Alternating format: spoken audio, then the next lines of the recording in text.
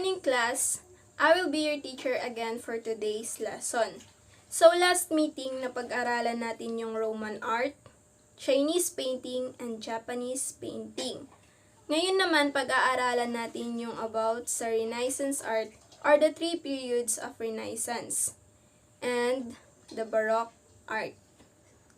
Renaissance is divided into three periods: the early Renaissance, High Renaissance, and Mannerism period. Early Renaissance placed emphasis on simplicity, gesture, and expression. Painting depicted man and nature in fresco technique. Early Renaissance art was created in parallel with late medieval art. The influences upon the development of Renaissance men and women in the early 15th century are those that also affected philosophy, literature, architecture, theology, science, government, and other aspects of society. High Renaissance. Each center was in Florence, Venice, and the Roman painting style consists of the deepening of pictorial space, making the sky more dramatic with dark and flashes of light. Da Vinci introduced the chiaroscuro. Michelangelo dramatized the position figures in his famous contrapposto twists. Ayan, so may sample picture ako dito ng early Renaissance and high Renaissance.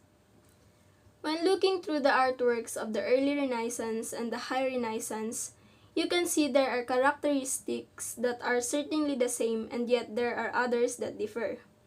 In High Renaissance, there is less usage of religious figures.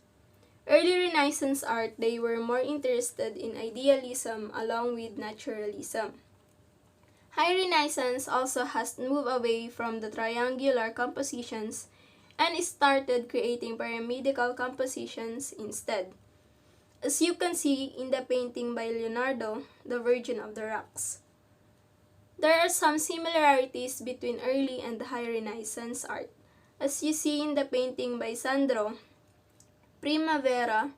There are some great gestures that the people are making which creates harmony. Both early and high Renaissance have that sense of harmony and balance. In the painting by Sandro, you can see that there is the sense of the triangular composition.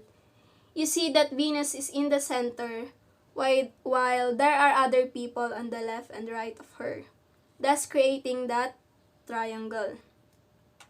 It looks as if some of the people are making eye contact with the viewer. That is also seen in the painting of the Virgin of the Rocks. That is also another characteristic of the High Renaissance period. You can see people coming out of the painting, thus creating that pyramidical composition.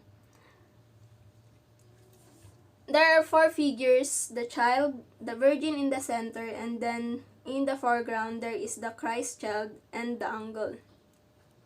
The Virgin's hand is also foreshortened, that it creates that illusion that they are coming out at you. They create that pyramid along with the creating harmony. Another part of this painting that creates that harmony is the gestures of the people they are leaning in, kneeling, and the angle pointing. Each gesture brings your eye around the painting. In Sandro's painting, there is that sense of perfection with the figures. Each person has a natural stance and natural features. Each feature of the figures is painted with perfection, but with the painting by Leonardo, there is more of realism. You can clearly see the natural flaws of the children's skin and curves. Each period of early and high Renaissance have differences, the pyramidal and triangular compositions, but yet they also have their similarities, somewhat of a naturalism and realism. Idealism was used more in the early Renaissance, and high Renaissance had more realism in the artwork. Next, Mannerism art or the late Renaissance period. This is known as the late Renaissance period, which started in 1520 and continued up to the 17th century.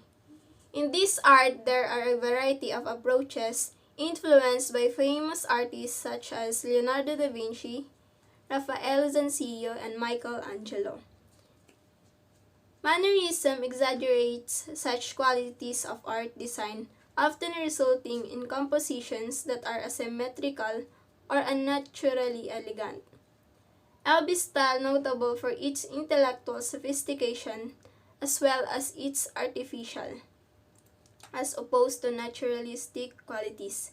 It favors compositional tension and instability rather than the balance and the clarity of earlier Renaissance painting. Mannerism in literature and music is notable for its highly florid style and intellectual sophistication. Yan, kung mapapansin natin yung mannerism art, mayroon siyang slender, elongated limbs, splayed, turning and twisting bodies. Next is the Baroque art, or the highly ornate and extravagant style of art. This art flourished on Europe in the early 17th century up to late 18th century. Paintings in the Baroque period are ornate and fantastic.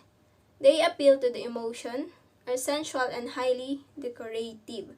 So gumagamit sila ng light and shadow to produce dramatic effects.